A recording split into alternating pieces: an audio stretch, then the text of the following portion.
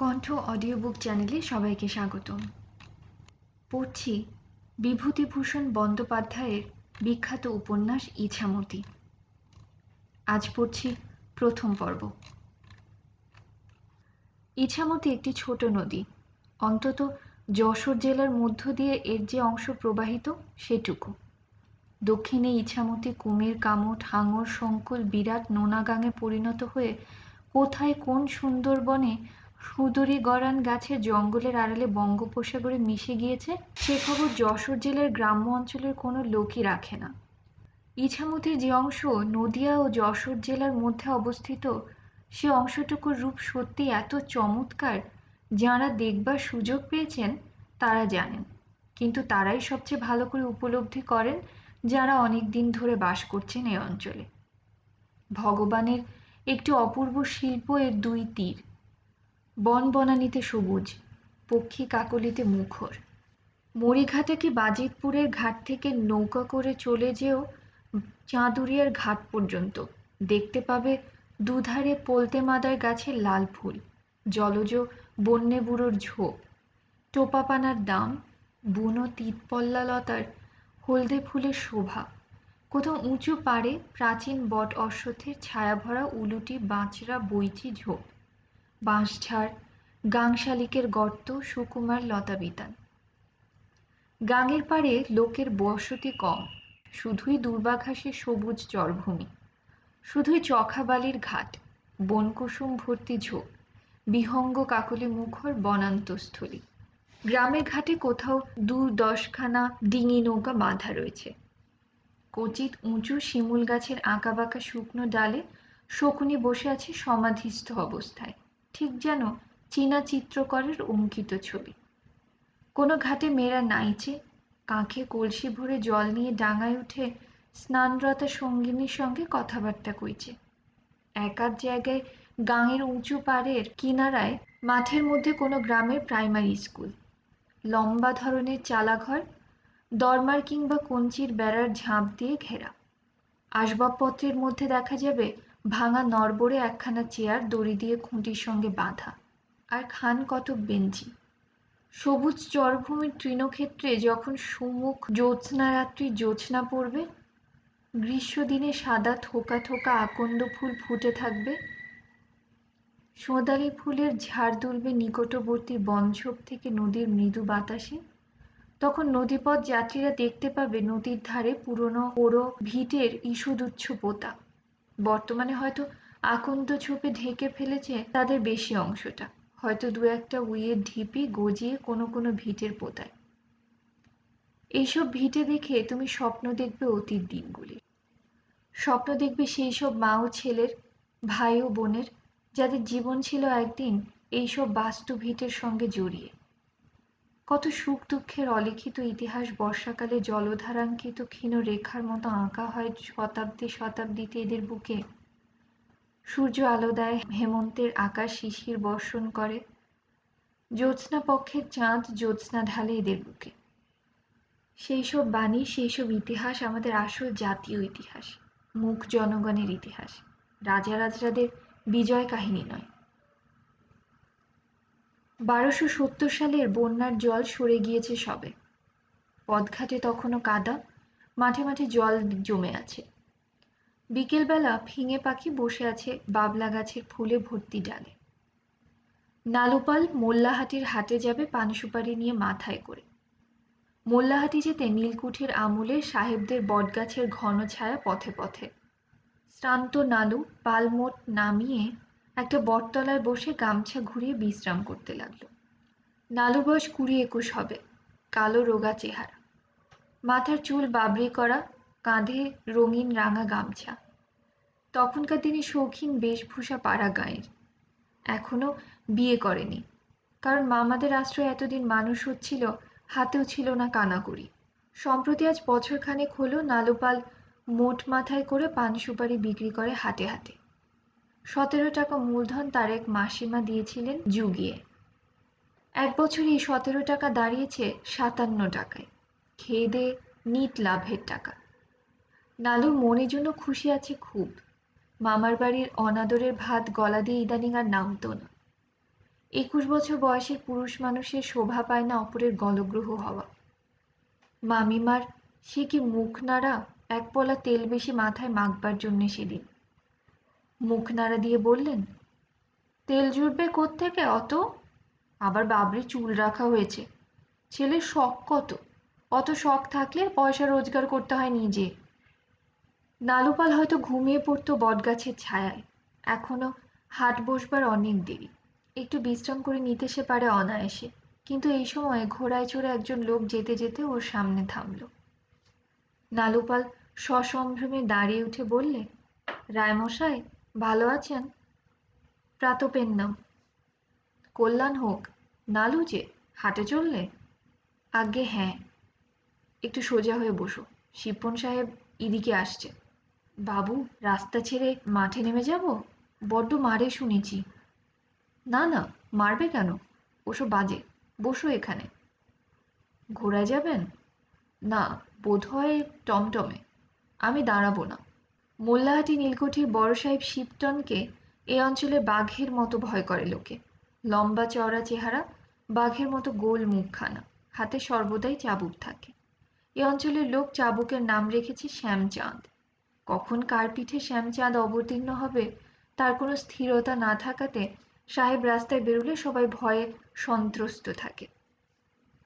এমন সময়ে আরেকজন হাতুড়ের দোকানদার সতীশ কলু মাথায় সর্ষে তেলের বড় ভাঁড় চাঙারিতে বসিয়ে সেখানে এসে পড়ল। রাস্তার ধারে নালুকে দেখে বললে, চলো, যাবা না? বসো, তামাক খাও। তামাক নেই, আমার আছে, দাঁড়াও, শিপটন সাহেব চলে যাক আগে। সাহেব আসছে কেডা বললে? রায়মশাই বলে গেলেন, বসো। হঠাৎ সতীশগুলো সামনের দিকে সভয়ে চেয়ে দেখে সারা শেওলা ঝোপের পাশ দিয়ে নিচের ধানের ক্ষেতের মধ্যে নেমে গেল। যেতে যেতে বললে, চলে এসো, সাহেব বেরিয়েছে। নালুপাল পানের মোট গাছতলায় ফেলে রেখেই সতীশগুলোর অনুসরণ করলে। দূরে ঝুমঝুম শব্দ শোনা গেল টমটমের ঘোড়ার। একটু পরে সামনের রাস্তা কাঁপিয়ে সাহেবের টমটম কাছাকাছি এসে পড়ল এবং থামবি তো থাম, একেবারে নালুপালের আশ্রয়স্থল ওদের বটতলায়, ওদের সামনে। বটতলায় পানের মোট মালিকহীন অবস্থায় পড়ে থাকতে দেখে সাহেব হেঁকে বললে, এই মোট কাহার আছে? নালুপাল ও সতীশগুলো ধান গাছের আড়ালে কাঠ হয়ে গিয়েছে ততক্ষণ। কেউ উত্তর দেয় না। টমটমের পেছন থেকে নফর মুচি আড়দালি হাঁকল, কার মোট পড়ে রে গাছতলায়? সাহেব বললে, উত্তর দাও, কে আছে? নালুপাল কাঁচুমাচু মুখে জোর হাতে রাস্তায় উঠে আসতে আসতে বললে, সাহেব আমার। সাহেব ওর দিকে চেয়ে চুপ করে রইল, কোনো কথা বললে না। নফরমুচি বললে, তোমার মোট? আজ্ঞে হ্যাঁ। কি করছিলে ধান খেতে? আজ্ঞে আজ্ঞে। সাহেব বললে, আমি জানে, আমাকে দেখে সবাই লুকায়।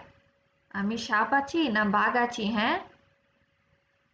প্রশ্নটা নালুপালের মুখের দিকে তাকিয়ে, সুতরাং নালুপাল ভয়ে ভয়ে উত্তর দিলে, না সাহেব। ঠিক, মোট কিসের আছে? পানের সাহেব। মোল্লাহাটির হাটে নিয়ে যাচ্ছে? হ্যাঁ। কি নাম আছে তোমার? আজ্ঞে শ্রী নালমোহন পাল। মাথায় করো, ভবিষ্যতে আমায় দেখে লুকাবে না। আমি বাঘ নই, মানুষ খাই না। যাও, বুঝলে? আজ্ঞে। সাহেবের টমটম চলে গেল। নালুপালের বুক তখনও ঢিপ ঢিপ করছে। বাবা, এক ধাক্কা সামলানো গেল বটে আজ। সে শীষ দিতে দিতে ডাকল, ও সতীশ খুড়ো। সতীশ কলু ধান গাছের আড়ালে আড়ালে রাস্তা থেকে আরো দূরে চলে গিয়েছিল। ফিরে কাছে আসতে আসতে বললে, যাই। বাবা, কত দূর পালিয়েছিলে? আমায় ডাকতে দেখে বুঝে দৌড় দিলে ধান বন ভেঙে? কি করি বলো, আমরা হলাম গরিব গুরবো নোক। শ্যামচাঁদ পিঠে বসিয়ে দিলে করছি কি ভাই বলো দিনি। কি বললে সাহেব তোমারে? বললে ভালোই। তোমারে রায়মশাই কি বলছিল? বলছিল সাহেব আসছে, সোজা হয়ে বসো। তা বলবে না, ওরাই তো সাহেবের দালাল। কুটির দেওয়ানি করে সোজা রোজগারটা করেছে রায়মশাই। অত বড় দোমহলা বাড়িটা তৈরি করেছে সে বছর। রায়মশাইয়ের পুরো নাম রাজারাম রায়, মোল্লাহাটি নীলকুঠির দেওয়ান। সাহেবের খয়ের খাই এবং প্রজাপীড়নের জন্য এদেশের লোকে যেমন ভয় করে তেমনি ঘৃণা করে, কিন্তু মুখে কারো কিছু বলবার সাহস নেই। নিকটবর্তী পাঁচপোতা গ্রামে বাড়ি। বিকেলে সূর্য বাগানের নিবিড় সবুজের আড়ালে ঢলে পড়েছে। ঢলে পড়েছে এমন সময় রাজারাম রায় নিজের বাড়িতে ঢুকে ঘোড়া থেকে নামলেন। নফরমুচির এক খুড়তুতো ভাই ভজামুচি এসে ঘোড়া ধরলে। চণ্ডী মণ্ডপের দিকে চেয়ে দেখলেন অনেকগুলো লোক সেখানে জড়ো হয়েছে। নীলকুঠির দেওয়ানের চণ্ডী মণ্ডপে অমন ভিড় 12 মাসই লেগে আছে। কত রকমের দরবার করতে এসেছে নানা গ্রামের লোক। কারো জমিতে ফসল ভেঙে নীল বোনা হয়েছে জোর জবরদস্তি করে। কারো নীলের দাদনের জন্য যে জমিতে দাগ দেওয়ার কথা ছিল তার বদলে অন্য এবং উৎকৃষ্টতর জমিতে কুঠির আমিন গিয়ে নীল বোনার জন্য চিহ্নিত করে এসেছে। এই সব নানা রকমের নালিশের প্রতিকার হতো, নতুবা দেওয়ানের চণ্ডী মণ্ডপে লোকের ভিড় জমত না রোজ রোজ। তার জন্য ঘুষ ঘাসের ব্যবস্থা ছিল না। রাজারাম রায় কারো কাছে ঘুষ নেবার পাত্র ছিলেন না। তবে কার্য অন্তে কেউ একটা রুই মাছ কি বড় একটু মানকচু কিংবা দুভার খেজুরের নলেন গুড় পাঠিয়ে দিলে ভেটস্বরূপ তা তিনি ফেরত দেন বলে শোনা যায়নি। রাজারামের স্ত্রী জগদম্বা একসময় বেশ সুন্দরী ছিলেন। পরনে লাল পেরে তাঁতের কোরা শাড়ি, হাতে বাউটি পইছে, লোহার খাড় ও শাঁখা, কপালে চওড়া করে সিঁদুর পরা, দোহারা চেহারার গিন্নি বান্নি মানুষটি। জগদম্বা এগিয়ে এসে বললেন, এখন বাইরে বেরিও না, সন্ধে আহ্নিক সেরে নাও আগে। রাজারাম হেসে স্ত্রীর হাতে ছোট একটা থলি দিয়ে বললেন, এটা রেখে দাও। কেন, কিছু জলপান আছে বুঝি? আছেই তো, মুড়ি আর ছোলা ভেজেছি। বাবা, দাঁড়াও, আগে হাত পা ধুয়ে নি। তিলু বিলু নীলু কোথায়? তরকারি কুটছে। আমি আসছি, তিলুকে জল দিতে বলো। সন্ধ্যা উত্তীর্ণ হয়ে যাওয়ার পর রাজারাম আহ্নিক করতে বসলেন রোয়াকের এক প্রান্তে। তিলু এসে আগেই সেখানে একখানা কুশাসন পেতে দিয়েছিল। অনেকক্ষণ ধরে সন্ধ্যা আহ্নিক করলেন, ঘণ্টাখানেক প্রায়। অনেক কিছু স্তব পড়লেন। এত দেরি হওয়ার কারণ এই, সন্ধ্যা গায়ত্রী শেষ করে রাজারাম বিবিধ দেবতার স্তব পাঠ করে থাকেন। দেবদেবীর মধ্যে প্রতিদিন তুষ্ট রাখা উচিত মনে করেন লক্ষ্মী, সরস্বতী, রক্ষাকালী, সিদ্ধেশ্বরী ও মা মনসাকে। এদের কাউকে চটালে চলে না, মন খুঁত খুঁত করে। এদের দৌলতে তিনি করে খাচ্ছেন। আবার পাছে কোনো দেবী শুনতে না পান এজন্য তিনি স্পষ্টভাবে টেনে টেনে স্তব উচ্চারণ করে থাকেন। তিলু এসে বললে, দাদা, ডাব খাবে এখন? না, মিছরির জল নেই। মিছরি ঘরে নেই দাদা। ডাব থাক, তুই জলপান নিয়ে আয়। তিলু একটা কাঁসার জামবাটিতে মুড়ি ও ছোলা ভাজা সর্ষের তেল দিয়ে জবজবে করে মেখে নিয়ে এলো। সে জামবাটিতে অন্তত আধ কাঠা মুড়ি ধরে। বিলু নিয়ে এলো একটা কাঁসার থালায় এক থালা খাজা কাঁঠালের কোষ। নীলু নিয়ে এলো এক ঘটি জল ও একটা পাথরের বাটিতে আধ পেয়াটা খেজুর গুড়। রাজারাম নীলুকে সস্নেহে বললেন, বস নীলু, কাঁঠাল খাবি? না দাদা, তুমি খাও, আমি অনেক খেয়েছি। বিলু নিবি? তুমি খাও দাদা। জগদম্বা আহ্নিক সেরে এসে কাছে বসলেন। তুমি সারাদিন খেটে খুটে এলে, খাও না জলপান, না খেলে বাঁচবে কিসে? পোড়ার মুখো সাহেবের কুঠিতে তো ভূত নন্দী খাঁটুনি। রাজারাম বললে, কাঁচা লঙ্কা নেই, আনতে বলো। বাতাস করব? ও তিলু, তোর ছোট বৌদিদের কাছ থেকে কাঁচা লঙ্কা চেয়ে আন। ডালে ধরা গন্ধ বেরুলো কেন দেখ না। ও নেত্যবেশী? ছোট বউ, গিয়ে দেখো তো।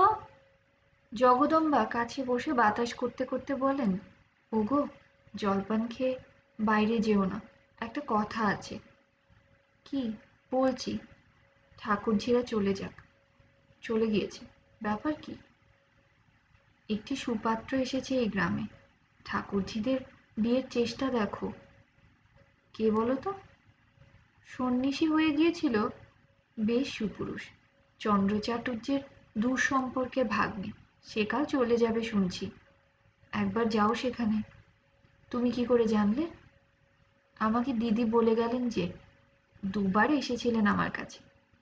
দেখি দেখি বললে চলবে না। তিলুর বয়স হলো 30, বিলুর 27। এরপরে আর পাত্তর জুটবে কোথা থেকে শুনি? নীলকুঠির কিচিরমিচির একদিন বন্ধ রাখলেও ক্ষতি হবে না। তাই যাই তো। চাদরখানা দাও। তামাক খেয়ে তবে বেরোবো। চণ্ডী মণ্ডপের সামনে দিয়ে গেলেন না, যাওয়ার উপায় থাকবে না। মোহর আলী মণ্ডপের সম্পত্তি ভাগের দিন তিনিই ধার্য করে দিয়েছেন। ওরা এতক্ষণ ঠিক এসে বসে আছে। রমজান, শুকুর, প্রহ্লাদ মণ্ডল, বনমালী মণ্ডল প্রভৃতি মুসলমান পাড়ার মাতব্বর লোকেরা। ও পথে গেলে এখন বেরুতে পারবেন না তিনি। চন্দ্র চাটুর্যে গ্রামের আরেকজন মাতব্বর লোক। 70-72 বিঘে ব্রহ্মোত্তর জমির আয় থেকে ভালোভাবেই সংসার চলে যায়। পাঁচপোতা গ্রামের ব্রাহ্মণ পাড়ার কেউই চাকরি করেন না। কিছু না কিছু জমি জমা সকলেরই আছে। সন্ধ্যার পর নিজ নিজ চণ্ডী মণ্ডপে পাশা দাবার আড্ডায় রাত 10টা-11টা পর্যন্ত কাটানো এদের দৈনন্দিন অভ্যাস। চন্দ্র চাটুর্যে রাজারামকে দাঁড়িয়ে উঠে অভ্যর্থনা করে বললেন, বাবাজি এসো। মেঘ না চাইতেই জল? আজ কি মনে করে? বসো বসো, এক হাত হয়ে যাক। নীলমণি সমাদ্দার বলে উঠলেন, দেওয়ানজি যে, এদিকে এসে মন্ত্রীটা সামলাও তো দাদা ভাই। ফণী চক্রবর্তী বললেন, আমার কাছে বসো ভাই, এখানে এসো, তামাক সাজবো? রাজারাম হাসি মুখে সকলকেই আপ্যায়িত করে বললেন, বসো দাদা। চন্দর কাকা, আপনার এখানে দেখছি মস্ত আড্ডা। চন্দ্র চাটুর্যে বললেন, আসো না তো বাবাজি কোনোদিন। আমরা পড়ে আছি একধারে, দেখো না তো চেয়ে। রাজারাম শতরঞ্জির ওপর পা দিতে না দিতেই প্রত্যেককে আগ্রহের সঙ্গে সরে বসে তাকে জায়গা করে দিতে উদ্যত হলো। নীলমণি সমাদ্দার অপেক্ষাকৃত হীন অবস্থার গৃহস্থ।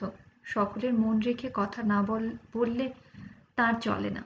তিনি বললেন, দেওয়ানজি আসবে কি? ওর চণ্ডী মণ্ডপে রোজ সন্ধেবেলা কাছারি বসে। আসামি ফরিয়াদির ভিড় ঠেলে যাওয়া যায় না। ও কি দাবার আড্ডায় আসবার সময় করতে পারে? ফণী চক্রবর্তী বললেন, সে আমরা জানি, তুমি নতুন করে কি শোনালে কথা? নীলমণি বললেন, দাবার পাকা হাত, এক হাত খেলবে ভায়া? রাজারাম এগিয়ে এসে হুঁকো নিলেন ফণী চক্রবর্তীর হাত থেকে, কিন্তু বয়োবৃদ্ধ চন্দ্র চাটুর্যের সামনে তামাক খাবেন না বলে চণ্ডী মণ্ডপের ভেতরের ঘরে হুঁকো হাতে ঢুকে গেলেন এবং খানিক পরে এসে নীলমণির হাতে হুঁকো দিয়ে পূর্বস্থানে বসলেন। দাবা খেলা শেষ হলো রাত 10টারও বেশি। লোকজন একে একে চলে গেল। চন্দ্র চাটুর্যকে রাজারাম তাঁর আগমনের কারণ খুলে বললেন। চন্দ্র চাটুর্যের মুখ উজ্জ্বল দেখালো। রাজারামের হাত ধরে বললেন, এই জন্য বাবাজি আসা? এ কঠিন কথা কি? কিন্তু একটা কথা বাবা, ভবানী সন্ন্যাসী হয়ে গিয়েছিল, তোমাকে সে কথাটা আমার বলা দরকার। বাড়ি গিয়ে আপনার বৌমাদের কাছে বলি, তিলুকে জানাতে হবে, ওরাই জানাবে। বেশ। পরে সুর নিচু করে বললেন, একটা কথা বলি, ভবানীকে এখানে বাস করাবো, এই আমার ইচ্ছে। তুমি গিয়ে তোমার 3টি বোনের বিয়ে ওর সঙ্গে দাও গিয়ে, বালাই চুকে যাক। 5 বিঘে ব্রহ্মোত্তর জমি যৌতুক দিবে। এখনই সব ঠিক করে দিচ্ছি। রাজারাম চিন্তিত মুখে বললেন, বাড়ি থেকে না জিজ্ঞেস করে কোনো কিছু বলতে পারবো না কাকা, কাল আপনাকে জানাবো। তুমি নির্ভয়ে বিয়ে দাও গিয়ে, আমার ভাগ্নে বলে বলছি নে। কাটাত বন্দিঘাটির বারুরি এক পুরুষে ভঙ্গ। ঘটকের কাছে কুলুজি শুনিয়ে দেব এখন। জল জ্বলে কুলীন, এক ডাকে সকলে চেনে। বয়স কত হবে পাত্তরের? তা 50-এর কাছাকাছি। তোমার বোনদেরও তো বয়স কম নয়। ভবানী সন্ন্যাসী না হয়ে গেলি এতদিনে 7 ছেলের বাপ। দেখো আগে তাকে, নদীর ধারে রোজ 1 ঘন্টা সন্ধে আহ্নিক করে, তারপর আপন মনে বেড়ায়। এই চেহারা, এই হাতের গুল। ভবানী রাজি হবেন 3টি বোনকে একসঙ্গে বিয়ে করতে? সে ব্যবস্থা বাবাজি আমার হাতে, তুমি নিশ্চিন্তি থাকো। একটু অন্ধকার হয়েছিল বাঁশবনের পথে। জোনাকি জ্বলছে কুঁচ আর বাবলা গাছের নিবিড়তার মধ্যে। ছাতিম ফুলের গন্ধ ভেসে আসছে বনের দিক থেকে। অনেক রাত্রে তিলোত্তমা কথাটা শুনলে। কৃষ্ণপক্ষের চাঁদ উঠেছে নদীর বাঁকের বাঁশঝাড়ের পেছন দিয়ে। ছোট বোন বিলুকে ডেকে বললে, ও বিলু, বৌদিদি তোকে কিছু বলেছে? বলবে না কেন, বিয়ের কথা তো। মরণ, পোড়ার মুখ, লজ্জা করে না? লজ্জা কি, ধিঙ্গি হয়ে থাকা খুব মানের কাজ ছিল বুঝি? 3জনকেই এক করে মাথা মুড়তে হবে, তা শুনেছ তো? সব জানি। রাজি? সত্যি কথা যদি বলতে হয়, তবে আমার কথা এই যে, হয়তো হয়ে যাক। আমারও তাই মত। নীলুর মতটা কাল সকালে নিতে হবে। সে আবার কি বলবে? ছেলে মানুষ, আমরা যা বলবো সেও তাতে মত দেবেই। তিলু কত রাত পর্যন্ত ছাদে বসে ভাবলে। 30 বছর তার বয়স হয়েছে। স্বামীর মুখ দেখা ছিল অস্বপনের স্বপন। এখনো বিশ্বাস হয় না সত্যিই তার বিয়ে হবে, স্বামীর ঘরে সে যাবে বোনেদের সঙ্গে। তাই কি? ঘরে ঘরে তো এমনি হচ্ছে। চন্দ্র কাকার বাপের 17টা বিয়ে ছিল। কুলীন ঘরে অমন হয়েই থাকে। বিয়ের দিন কবে ঠিক করেছে দাদা কে জানে। বরের বয়স 50, তাই কি? সে নিজে কি আর খুকি আছে এখন? উৎসাহে পড়ে রাত্রে তিলুর ঘুম এলো না চোখে। কি ভীষণ মশার গুঞ্জন বনে ঝোপে। তিলু যে সময় ছাদে একা বসে রাত জাগছিল, সে সময় নীলু পাল মোল্লাহাটির হাট থেকে ফিরে নিজের হাতে রান্না করে খেয়ে তবিল মিলিয়ে শুয়ে পড়েছে সবে। নালু এক ফোন দিয়ে এনেছে মাথায়। ব্যবসা কাজ সে খুব ভালো বোঝে, এ ধারণা আজই তার হলো। 7 টাকা 9 আনার পান সুপুরি বিক্রি হয়েছে আজ। নিট লাভ 1 টাকা 3 আনা। খরচের মধ্যে কেবল 2 আনার 2.5 চাল আর 2 পয়সার গাঙের টাটকা খয়রা মাছ 1 পোয়া। আজকের মাছই নেবার ইচ্ছা ছিল, কিন্তু অত মাছ ভাজবার তেল নেই।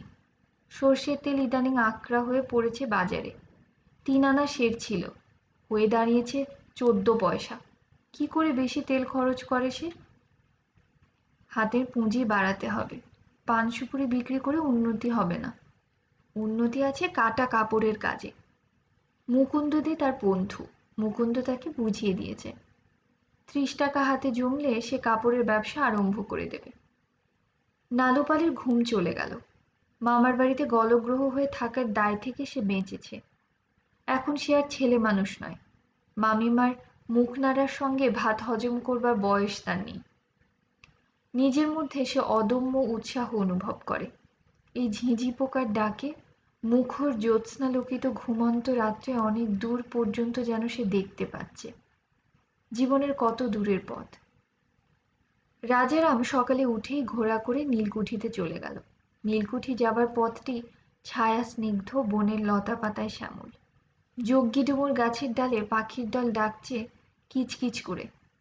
জ্যৈষ্ঠের শেষে এখনো ঝাড় ঝাড় সোঁদালি ফুল মাঠের ধারে। নীলকুঠির ঘরগুলি ইছামতি নদীর ধারে। বড় থামওয়ালা সাদা কুঠিটা বড় সাহেব শিবটনের। রাজারাম শিবটনের কুঠির অনেক দূরে ঘোড়া থেকে নেমে ঝাউ গাছে ঘোড়া বেঁধে কুঠির সামনে গেলেন এবং উঁকি ঝুঁকি মেরে দেখে পায়ের জুতো জুড়ো খুলে রেখে ঘরের মধ্যে বড় হলে প্রবেশ করলেন।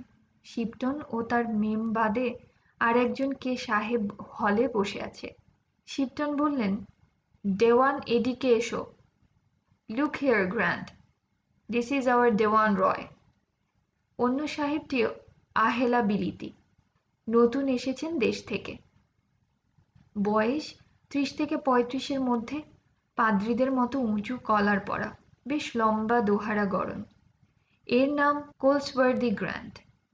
দেশ ভ্রমণ করতে ভারতবর্ষে এসেছেন। খুব ভালো ছবি আঁকেন এবং বইও লেখেন। সম্প্রতি বাংলার পল্লীগ্রাম সম্বন্ধে বই লিখছেন। মিস্টার গ্র্যান্ট মুখ তুলে দেওয়ানের দিকে চেয়ে হেসে বললেন, Yes, he will be a fine subject for my sketch of a Bengali gentleman with his turban. শিবটন সাহেব বললেন, That is a shamla, not turban. I would never manage it. Oh, you would, with his turban and a good bit of roguery that he has. In human nature I believe no far as I can see him, no more. All right, please yourself. Mrs. Shipton, I'm not going to see you fall out with each other, wicked man that you are. Mr. Grant হেসে বললেন, So I beg your pardon, madam. এই সময় ভজা মুচির দাদা শ্রীরাম মুচি বেয়ারা সাহেবদের জন্য কফি নিয়ে এলো। সাহেবদের চাকর বেয়ারা সবই স্থানীয় মুচি বাগদি প্রভৃতি শ্রেণী থেকে নিযুক্ত হয়। তাদের মধ্যে মুসলমান নেই বললেই হয়, সবই নিম্নবর্ণের হিন্দু। দু একটি মুসলমান থাকেও অনেক সময়, যেমন এই কুঠিতে মাদার মণ্ডল আছে, ঘোড়ার সহিস। রাজেরাম দাঁড়িয়ে গলদঘর্ম হচ্ছিলেন। শিবটন বললেন, তুমি যাও দেওয়ান, তোমাকে দেখে ইনি ছবি আঁকিতে ইচ্ছা করিতেছেন, তোমাকে আঁকিতে হইবে। বেশ হুজুর, দাদন খাতাগুলো একবার দেখে রেখো। কিন্তু কিছুক্ষণ পরে দপ্তরখানায় কার্যরত রাজারামকে শ্রীরাম মুচি এসে ডাকলে, রায়মশাই আপনাকে ডাকছে। সেই নতুন সাহেব আপনাকে দেখে ছবি আঁকবে। ওই দেখুন, দুপুরে রোদে নদীর ধারে বিলেতি গাছতলায় কী সব টেঙিয়েছে, গিয়ে দেখুন রগর। রায়মশাই, বড় সাহেবকে বলে মোড়ে একটা ট্যাকা দিতে বলুন। ধানের দর বেড়েছে, ট্যাকায় ৮ কাঠার বেশি ধান দিচ্ছে না, সংসার চলছে না। আচ্ছা, দেখব এখন। বড় সাহেবকে বললেই হবে না, ডেভিড সাহেবকে বলতে হবে। রাজারাম রায় বিপন্ন মুখে নদীর ধারে গাছতলায় এসে দাঁড়ালেন। গাছটা হলো ইন্ডিয়ান কর্ক গাছ। শিবটন সাহেবের আগে যিনি বড় সাহেব ছিলেন, তিনি পাটনা জেলার নারায়ণগড় নীলকুঠিতে প্রথমে ম্যানেজার ছিলেন। শখ করে এই গাছটি সেখান থেকে এনে বাংলার মাটিতে রোপণ করেন। সে আজ 25 বছর আগেকার কথা। এখন গাছটি খুব বড় হয়েছে, ডালপালা বড় হয়ে নদীর জলে ঝুঁকে পড়েছে। এ অঞ্চলে এ জাতীয় বৃক্ষ অদৃষ্টপূর্ব, সুতরাং জনসাধারণের নাম দিয়েছে বিলিতি গাছ। রাজারাম তো বিলিতি গাছতলায় গিয়ে দাঁড়ালেন। না, মজা দেখো এবার। এসব কি কাণ্ড রে বাপু, ওটা আবার কি খাটিয়েছে, ব্যাপার কি? রাজারাম হেসে ফেলতেন, কিন্তু শিবটন সাহেবের ম্যাম ওখানে উপস্থিত। মাগি কি করে এখানে, ভালো বিপদ। কোলসওয়ার্দি গ্র্যান্ট এক টুকরো রঙিন পেন্সিল হাতে নিয়ে টাঙানো ক্যানভাসের এপাশে ওপাশে গিয়ে দুবার কি দেখলেন। মেম সাহেবকে বললেন, Will he be so good as to stand erect and stand still? Say for 10 minutes, madam? Ma'am বললেন, সোজা হইয়া দাঁড়াও দেওয়ান। আচ্ছা হুজুর। রাজারাম কাঁচুমাচু মুখে খাড়া হয়ে পিঠ টান করে বুক চিতিয়ে দাঁড়াতেই গ্র্যান্ড সাহেব বললেন, No, no, your Dewan wears a theatrical mask, madam. Will he just stand at ease? Ma'am সাহেব হাত দিয়ে দেখিয়ে বললেন, অতখানি লম্বা হয় না, বুক ঠিক করো।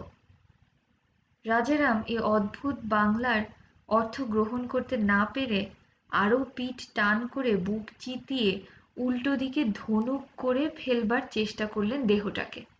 গ্র্যান্ড সাহেব হেসে উঠলেন, oh no my good man, this is how, বলে নিজেই রাজারামের কাছে গিয়ে তাকে হাত দিয়ে ঠেলে সামনের দিকে আর একটু ঝুঁকিয়ে সিধে করে দাঁড় করিয়ে দিলেন। I hope to goodness he will stick to this, God's death. তখনই মেম সাহেবের দিকে চেয়ে বললেন, I ask your pardon, madam, for my words a moment ago. মেম সাহেব বললেন, Oh, you wicked man.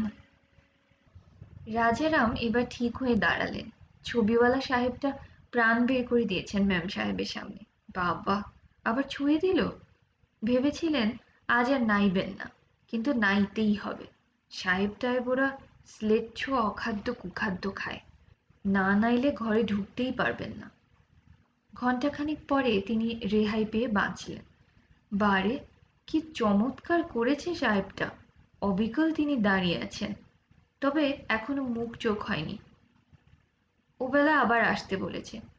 আবার ওবেলা ছোঁবে নাকি? অবেলায় তিনি আর নাইতে পারবেন না। কোলসওয়ার্দি গ্র্যান্ট বিকেলে ৫ পোতার বাওড়ের ধারে রাস্তা ধরে বড় টমটমে বেড়াতে বার হলেন, সঙ্গে ছোট সাহেব ডেভিড ও শিপটন সাহেবের ম্যাম। রাস্তাটি সুন্দর ও সোজা, একদিকে স্বচ্ছতোয়া বাঁওড় আর একদিকে ফাঁকা মাঠ, নীলের ক্ষেত, আউশ ধানের ক্ষেত। গ্র্যান্ট সাহেব শুধু ছবি আঁকিয়ে নয়, কবি ও লেখকও। তার চোখে পল্লী বাংলার দৃশ্য এক নতুন জগৎ খুলে দিলে। বন্ধনহীন উদাস মাঠের ফুল ভর্তি সোনালি গাছের রূপ, ফুল ফোটা বন ঝোপে অজানা বনপক্ষীর কাকলি, এসব দেখবার চোখ নেই ওই হাঁদামুখো ডেভিডটার কি গোয়ার গোবিন্দ শিপটনের। ওরা এসেছে গ্রাম্য ইংল্যান্ডের চাষাভুষো পরিবার থেকে, ওয়েস্টার্ন মিডল্যান্ডের ব্লাই ও ফেয়ারিংফোর্ড গ্রাম থেকে। এখানে নীলকুঠির বড় ম্যানেজার না হলে ওরা পন্টক্স ম্যানারের জমিদারের অধীনে লাঙল চষত নিজের ফার্ম হাউসে। দরিদ্র কালা আদমিদের ওপর এখানে রাজা সেজে বসে আছে। হায় ভগবান, তিনি এসেছেন দেশে দেখতে শুধু নয়, একখানা বই লিখবেন বাংলাদেশের এই জীবন নিয়ে। এখানকার লোকজনের এই চমৎকার নদীর, এই অজানা বনদৃশ্যের ছবি আঁকবেন সেই বইতে। ইতিমধ্যে সে বইয়ের পরিকল্পনা তার মাথায় এসে গিয়েছে। নাম দেবেন Anglo Indian life in rural Bengal. অনেক মাল মশলা জোগাড়ও করে ফেলেছেন। ঠিক সেই সময় নালুপাল মোল্লাহাটির হাট থেকে মাথায় মোট নিয়ে ফিরছে। আগের হাটের দিন সে যা লাভ করেছিল, আজ লাভ তার দ্বিগুণ। বেশ চেঁচিয়ে সে গান ধরেছে, হৃদয় রাস মন্দিরে দাঁড়া মা ত্রিভঙ্গ হয়ে। এমন সময় পড়ে গেল গ্র্যান্ড সাহেবের সামনে।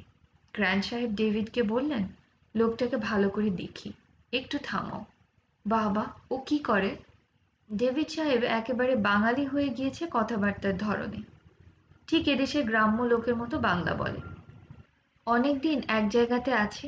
সে মেম সাহেবের দিকে চেয়ে হেসে বললে, he can have his old ill cut down, can't he madam?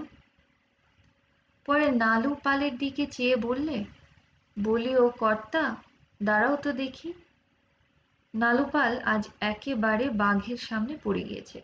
তবে ভাগ্যি ভালো, এ হলো ছোট সাহেব, লোকটি বড় সাহেবের মতো নয়, মারধর করে না। ম্যামটাকে বোধহয় বড় সাহেবের। নালুপাল দাঁড়িয়ে পড়ে বললে, আজ্ঞে সেলাম। কি বলছেন? দাঁড়াও ওখানে। গ্র্যান্ড সাহেব বললেন, ও কি একটু দাঁড়াবে এখানে? আমি একটু ওকে দেখে নিই। ডেভিড বললে, দাঁড়াও এখানে, তোমাকে দেখে সাহেব ছবি আঁকবে। গ্র্যান্ড সাহেব বললে, ও কি করে? বেশ লোকটি, খাসা চেহারা, চলো যাই। ও আমাদের হাটে জিনিস বিক্রি করতে এসেছিল। You won't want him any more? No, I want to thank him, David. Or shall I? Grand সাহেব পকেটে হাত দিতে যেতেই ডেভিড তাড়াতাড়ি নিজের পকেট থেকে একটা আধুলি বার করে নালু পালের সামনে ছুঁড়ে দিয়ে বললে, নাও, সাহেব তোমাকে বকশিস করলেন। নালুপাল অবাক হয়ে আধুলিটা ধুলো থেকে কুড়িয়ে নিয়ে বললে, সেলাম সাহেব, আমি যেতে পারি? যাও। সুন্দর বিকেল সেদিন নেমেছিল ৫ পোতার বাওড়ের ধারে। বন্য পুষ্প সুরভিত হয়েছিল ঈষৎতপ্ত বাতাস।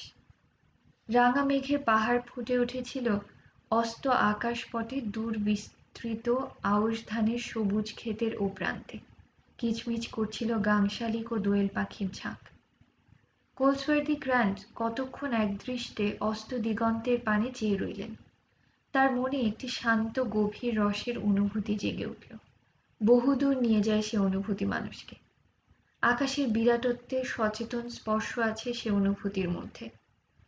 দুরাগত বংশীধ্বনির সুস্বরের মতো করুণ তার আবেদন। গ্র্যান্ড সাহেব ভাবলেন, এই তো ভারতবর্ষ। এতদিন ঘুরে মরেছেন বোম্বাই, পুনা, ক্যান্টনমেন্টের পোলো খেলার মাঠে আর অ্যাংলো ইন্ডিয়ানদের ক্লাবে। এরা এক অদ্ভুত জীব। এদেশে এসে এমন অদ্ভুত জীব হয়ে পড়ে যে কেন এরা? যে ভারতবর্ষের কথা তিনি শকুন্তলা নাটকের মধ্যে পেয়েছিলেন, যে ভারতবর্ষের খবর পেয়েছিলেন এডউইন আর্নল্ডের কাব্যের মধ্যে, যা দেখতে এত দূরে তিনি এসেছিলেন, এতদিন পরে এই ক্ষুদ্র গ্রাম্য নদী তীরের অপরাহ্নটিতে সেই অনিন্দ্য সুন্দর মহাকবিত্বময় সুপ্রাচীন ভারতবর্ষের সন্ধান পেয়েছেন। সার্থক হল তার ভ্রমণ। রাজারামের ভগ্নী তিনটির বয়স যথাক্রমে ৩০, ২৭ ও ২৫। তিলুর বয়স সবচেয়ে বেশি বটে, কিন্তু তিন ভগ্নীর মধ্যে সেই সবচেয়ে দেখতে ভালো, এমনকি তাকে সুন্দরী শ্রেণীর মধ্যে সহজেই ফেলা যায়। রং অবশ্যই তিন বোনেরই ফর্সা, রাজারাম নিজেও বেশ সুপুরুষ, কিন্তু তিলুর মধ্যে পাকা সবরি কলার মতো একটু লালচে ছোপ থাকায় উনুনের তাতে কিংবা গরম রৌদ্রে মুখ রাঙা হয়ে উঠলে বড় সুন্দর দেখায় ওকে। তন্নি, সুঠাম, সুকেশী, বড় বড় চোখ, চমৎকার হাসি। তিলুর দিকে একবার চাইলে হঠাৎ চোখ ফেরানো যায় না। তবে তিলু শান্ত পল্লী বালিকা, ওর চোখে যৌবন চঞ্চল কটাক্ষ নেই। বিয়ে হলে এতদিন ছেলেমেয়ের মা ৩০ বছরের অর্ধপ্রৌঢ়া গিন্নি হয়ে যেত তিলু। বিয়ে না হওয়ার দরুন ওদের তিন বোনেই মনে প্রাণে এখনো সরলা বালিকা। আদরে আবদারে, কথাবার্তায়, ধরন ধারণে সব রকমই। জগদম্বা তিলুকে ডেকে বললেন, চালকোটার ব্যবস্থা করে ফেলো ঠাকুরজি। তিল? দিনু বুড়িকে বলা আছে, সন্ধেবেলা দিয়ে যাবে। নীলুকে বলে দাও বরণের ডালা যেন গুছিয়ে রাখে, আমি একা রান্না নিয়েই ব্যস্ত থাকব। তুমি রান্নাঘর ছেড়ে যেও না, যজ্ঞী বাড়ির কাণ্ড, জিনিসপত্র চুরি যাবে। তিন বোনে মহা ব্যস্ত হয়ে আছে নিজেদের বিয়ের জোগাড় আয়োজনে। ওদের বাড়িতে প্রতিবেশিনীরা যাতায়াত করছেন। গাঙ্গুলিদের মেজবউ বললে, ও ঠাকুরজি, বলি আজ যে বড্ড ব্যস্ত, নিজেরা বাসর ঘর সাজিও কিন্তু। বলে দিচ্ছি ও কাজ আমরা কেউ করব না। আচ্ছা দিদি, তিলু ঠাকুরজিকে কি চমৎকার দেখাচ্ছে। বিয়ের জল গায়ে না পড়তেই এই, বিয়ের জল পড়লে না জানি কত লোকের মুন্ডু ঘুরিয়ে দেয় আমাদের এই তিলু ঠাকুরজি। গাঙ্গুলিদের বিধবা ভগ্নী সরস্বতী বললে, বৌদিদের যেমন কথা, মুন্ডু ঘুরিয়ে দিতে হয় ও নিজের স্বামীরই ঘোরাবে, অপর কারে আবার খুঁজে বার করতে যাচ্ছে ও। সবাই হেসে উঠল।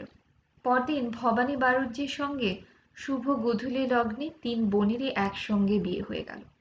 হ্যাঁ, পাত্র পুরুষ বটে, বয়স ৮৫ বোধহয় হবে, কিন্তু মাথার চুলে পাক ধরেনি। গৌরবর্ণ, সুন্দর সুঠাম সুগঠিত দেহ, দিব্যি একজোড়া গোঁফ, কুস্তিগিরের মতো চেহারার বাঁধুনি। বাসর ঘরে মেয়েরা আমোদ প্রমোদ করে চলে যাবার পরে ভবানী বাড়ুজ্যে বললেন, তিলু, তোমার বোনদের সঙ্গে আলাপ করাও। তিলোত্তমার গৌরবর্ণ সুঠাম বাহুতে সোনার পৈছে, মণিবন্ধে সোনার খাড়, পায়ে গুজরি পঞ্চম, গলায় মুরকি মাদুলি, লাল চেলি পরনে।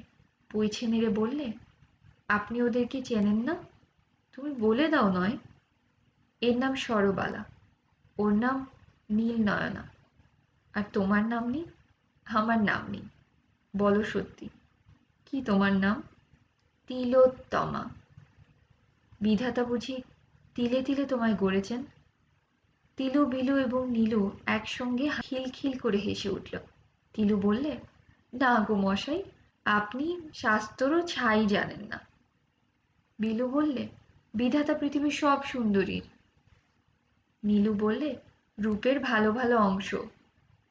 তিলু বললে, নিয়ে একটু একটু করে।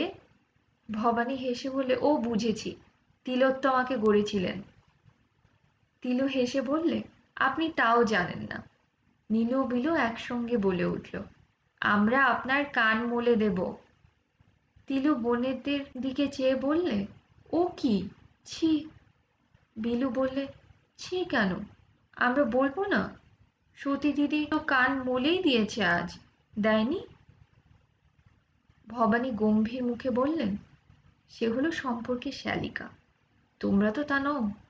তোমরা কি তোমাদের স্বামীর কান মলে দেবার অধিকারী? বুঝে সুঝে কথা বলো।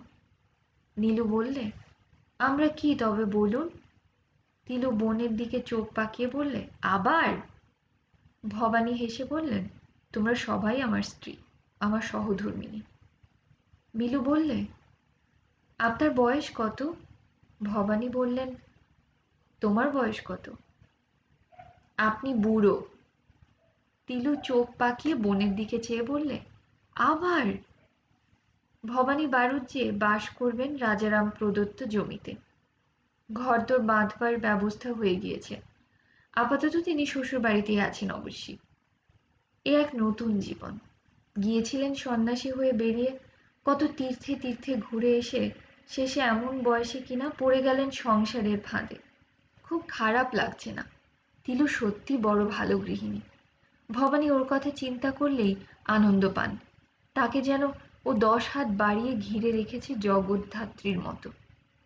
এতটুকু অনিয়ম, এতটুকু অসুবিধে হবার জো নেই। রোজ ভবানী বাড়ুজ্যে একটু ধ্যান করেন। তার সন্ন্যাসী জীবনের অভ্যাস এটি। এখনো বজায় রেখেছেন। তিলু বলে দিয়েছে ঠান্ডা লাগবে, সকাল করে ফিরবেন।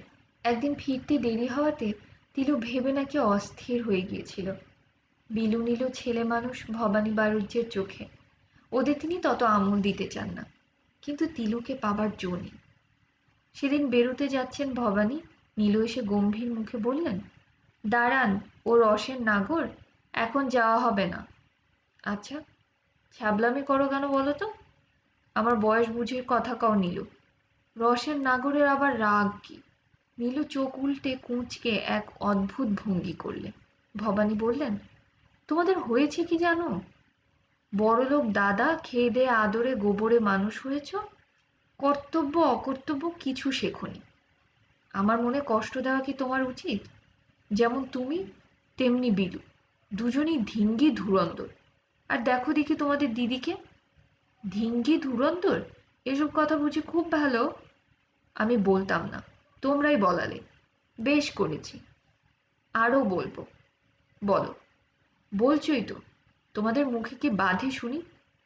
এমন সময়ে তিলু এক রাশ কাপড় সাজি মাটি দিয়ে কেচে পুকুরঘাট থেকে ফিরছে দেখা গেল। পেয়ারা তলায় এসে স্বামীর কথা শেষের দিকটা ওর কানে গেল। দাঁড়িয়ে বললে, কি হয়েছে?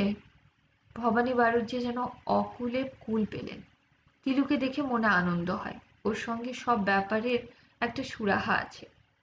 এই দেখো, তোমার বোন আমাকে কিসব অশ্লীল কথা বলছে। তিলু বুঝতে না পারার সুরে বললে, কি কথা? অশ্লীল কথা, যা মুখ দিয়ে বলতে নেই এমন কথা। নীলু বলে উঠল, আচ্ছা দিদি, তুই বল।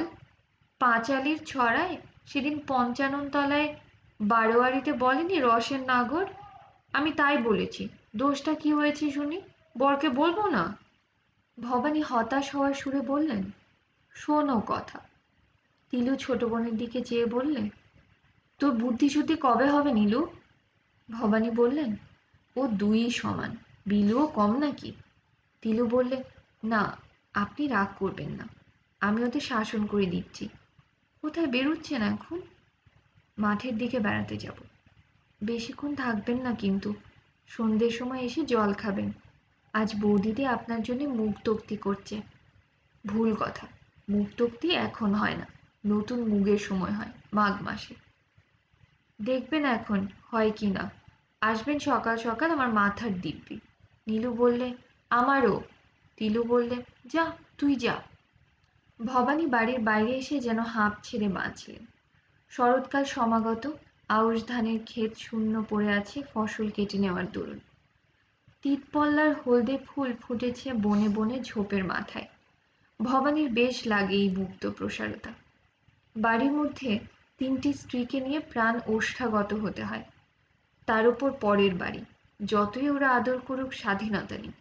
ঠিক সময়ে ফিরে আসতে হবে। কেন রে বাবা?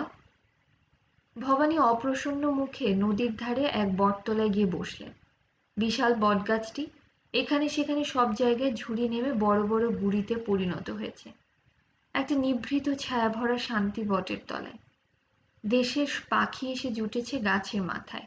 দূর দূরান্তর থেকে পাখিরা যাতায়াতের পথে এখানে আশ্রয় নেয়। যাযাবর শামকুট, হাঁস এবং শিল্লির দল। স্থায়ী বসবাস স্থান বেঁধেছে খোঁড়ো হাঁস, বক, চিল, 2-4টি শকুন। ছোট পাখির ঝাঁক, যেমন শালিক, ছাতারে, দোয়েল, জলপিপি এ গাছে বাস করে না? বা বসেও না। ভবানী গাছতলায় এর আগে এসেছেন এবং এসব লক্ষ্য করে গিয়েছেন। দু একটা সন্ধ্যামণির জংলা ফুল ফুটেছে গাছতলায় এখানে ওখানে। ভবানী এদিক ওদিক তাকিয়ে গাছতলায় গিয়ে চুপচাপ বসলেন। একটু নির্জন জায়গা চাই। চাষি লোকেরা বড় কৌতূহলী। দেখতে পেলে এখানে এসে উকিঝুঁকি মারবে আর অনবরত প্রশ্ন করবে তিনি কেন এখানে বসে আছেন। তিনি একা বসে রোজ এ সময় একটু ধ্যান করে থাকেন। তার সন্ন্যাসী জীবনের বহুদিনের অভ্যাস। আজও তিনি ধ্যানে বসলেন একটা সন্ধ্যামণি ফুল গাছের খুব কাছেই। খানিকটা সময় কেটে গেল। হঠাৎ একটা অপরিচিত এবং বিজাতীয় কণ্ঠস্বরে ভবানী চমকে উঠে চোখ খুলে তাকালেন। একজন সাহেব গাছের গুড়ির ওদিকে একটি মোটা ঝুড়ি ধরে দাঁড়িয়ে তার দিকে বিস্ময় ও শ্রদ্ধার দৃষ্টিতে চেয়ে আছে। সাহেবটি আর কেউ নয়, কোলসওয়ার্দি গ্র্যান্ট। তিনি বটগাছের শোভা দূর থেকে দেখে ভালো করে দেখবার জন্য কাছে এসে আরো আকৃষ্ট হয়ে গাছের তলায় ঢুকে পড়েন এবং এদিক ওদিক ঘুরে গিয়ে হঠাৎ ধ্যানরত ভবানীকে দেখেই থমকে দাঁড়িয়ে বলে ওঠেন, অ্যান ইন্ডিয়ান যোগী। সাহেবের টমটম দূরে রাস্তায় দাঁড়িয়ে আছে, সঙ্গে কেউ নেই। ভজামুচি সহিস টমটমেই বসে আছে ঘোড়া ধরে। কোলসওয়ার্দি গ্র্যান্ড ভবানীর সামনে এসে আশ্বাসের সুরে বললেন, oh, I am very sorry to disturb you, please go on with your meditations. Bhabani বারু যে কিছুই না বুঝে অবাক হয়ে সাহেবের দিকে চেয়ে রইলেন। তিনি সাহেবকে দু একদিন এর আগে যে না দেখেছেন এমন নয়, তবে এত কাছে থেকে আর কখনো দেখেননি। I offer you my salutation. I wish I could speak your tongue. বটতলায় কি একটা ব্যাপার হয়েছে বুঝে ভজামুচি টমটমের ঘোড়া সামলে ওখানে এসে হাজির হলো। সেও ভবানীকে চেনে না। এসে দাঁড়িয়ে বললে, পের নাম হই বাবা ঠাকুর।